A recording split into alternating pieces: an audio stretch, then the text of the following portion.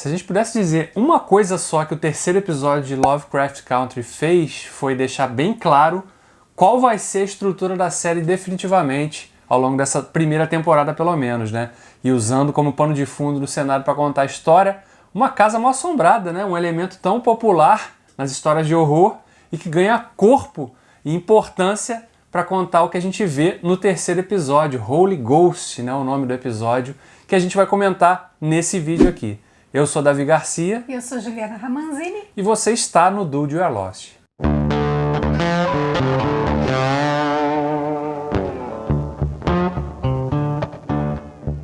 Pois é, Ju, como eu falei, o terceiro episódio parece que deixou claro para todo mundo qual é a estrutura da série, né? Aquela coisa de contar, acho que mais aquela coisa do conto, né? Parece bem isso. Além de estar explorando alguns elementos de histórias de horror, a gente já viu os monstros, agora a gente já viu magia, e agora a gente está vendo ali a Casa Mal Assombrada.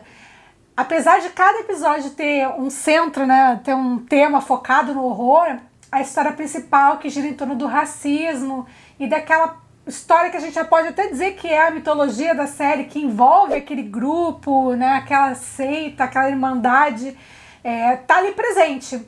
Então a gente já entendeu que vai ser assim, cada episódio vai ter uma história, mas ao mesmo tempo vai estar ligada naquele arco maior. O que é a gente, né, as pessoas podem até falar, mas a American Horror Story também fez isso. Ela fez isso contando uma história na temporada inteira. Aqui a gente está vendo realmente histórias fechadas dentro de cada episódio, ao mesmo tempo que mantém a ligação daqueles personagens ali e desenvolve uma história maior de pano de fundo, né? Claro, tendo o tema do racismo sempre muito presente, né? E nesse episódio ele está muito presente. Muito. Assim, e ele dá aqueles toques de horror também para a história. Muito, porque né? Porque ele choca tanto quanto...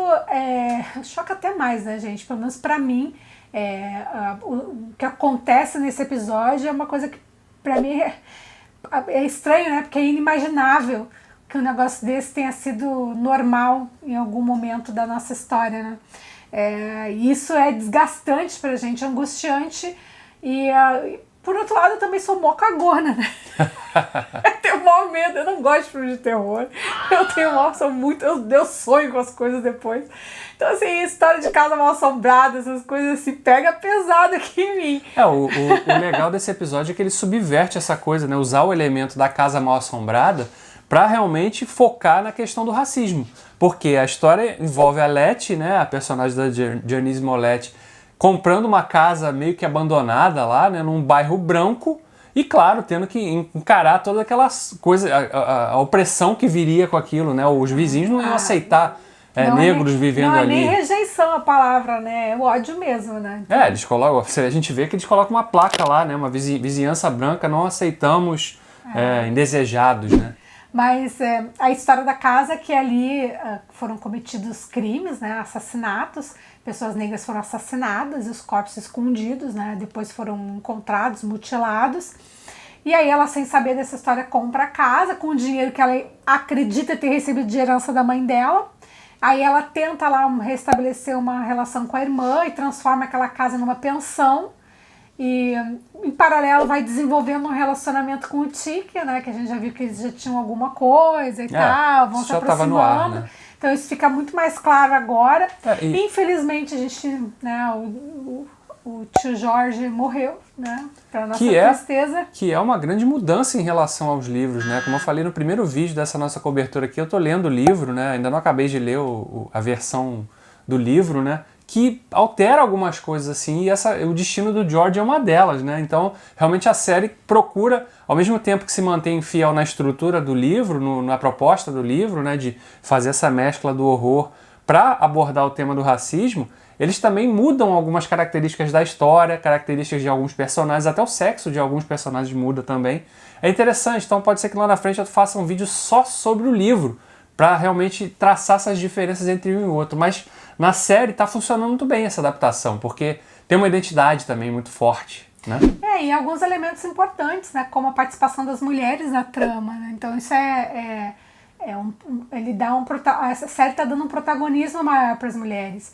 Isso é importante. No vídeo do segundo episódio eu até mencionei, né? Acho que a gente pode falar que a série tem 3 protagonistas. Eu tinha naquela altura 3 protagonistas, né? E continua com essa estrutura. O Atticus não é o protagonista, né? Ele é um personagem muito importante, mas a gente vê nesse terceiro episódio que a Letty tem uma participação a história foi forte. Centrada nela, né? Então Totalmente ela protagonizou o episódio. Né? Tanto que ela toma as ações, né, ali. Ela que é a força de resistência contra aquela opressão. Ela que fala, chega, né? Não vou aceitar mais isso, quando aqueles brancos estão lá fazendo aquela espécie de bullying ali psicológico. Aliás, a cena em que ela quebra os carros é quase um balé, né? Então, assim, é uma cena muito emblemática. Você sente quase um prazer, né, de estar vendo ela quebrar aqueles... Você sente um prazer. Então, não, assim, eu digo isso quase porque os carros, né, os carros não têm culpa, tinha que dar taco naqueles branquelos racistas lá, né? Coisas existem para serem quebradas. Pois é, mas aquilo desencadeia uma outra sequência que é muito forte dentro do episódio, que é quando ela é levada pela polícia, né, e claramente os policiais são absolutamente racistas.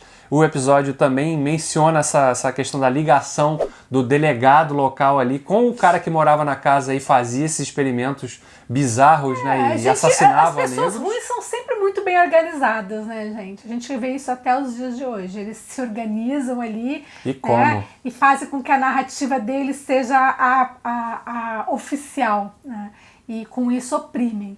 E te jogam no esquecimento ali, na invisibilidade, né? Mas é uma invisibilidade que a Letty não aceita, né? Porque quando ela se depara então com os espíritos lá, as assombrações que estão vivendo naquela casa ali, assombrando aquilo ali, chega um momento que ela decide dar um basta, né?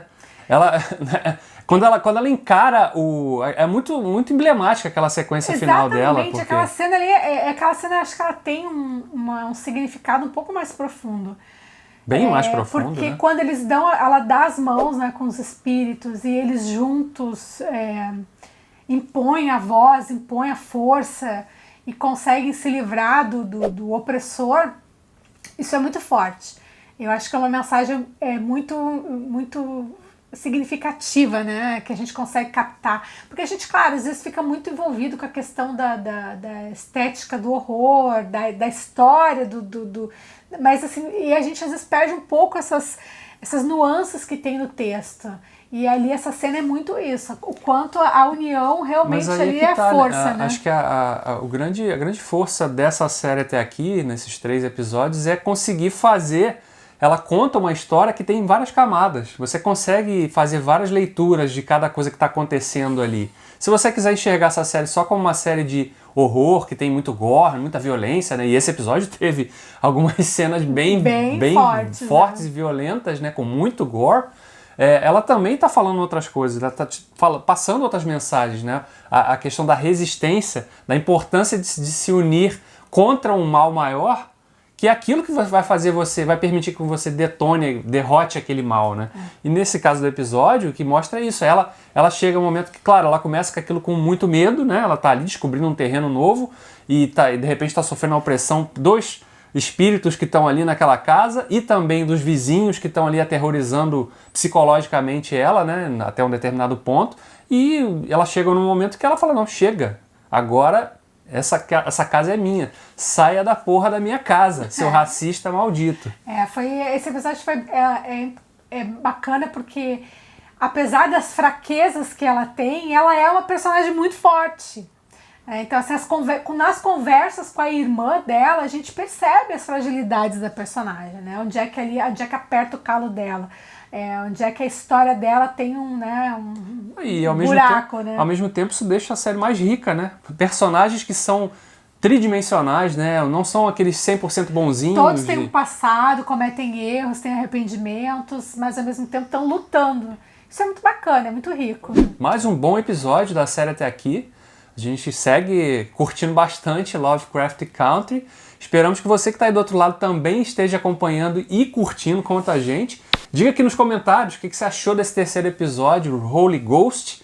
E a expectativa para a sequência dessa temporada, né? Porque, como a gente falou na abertura, essa estrutura de contos é uma coisa que te agrada também? Você acha que é legal ter uma história fechadinha dentro dos episódios que, ao mesmo tempo, continua uma história maior no pano de fundo? Eu só sei que as minhas noites de domingo são com sonos repletos de pesadelos. Porque eu sonho pra caramba com essas coisas, tipo uma cagada. Então é isso, pessoal. Se você também é um cagão como eu, né? Curta aqui esse vídeo, compartilhe e convide seus amigos para conhecer o nosso canal. E a gente se vê no próximo vídeo. Até lá. Tchau.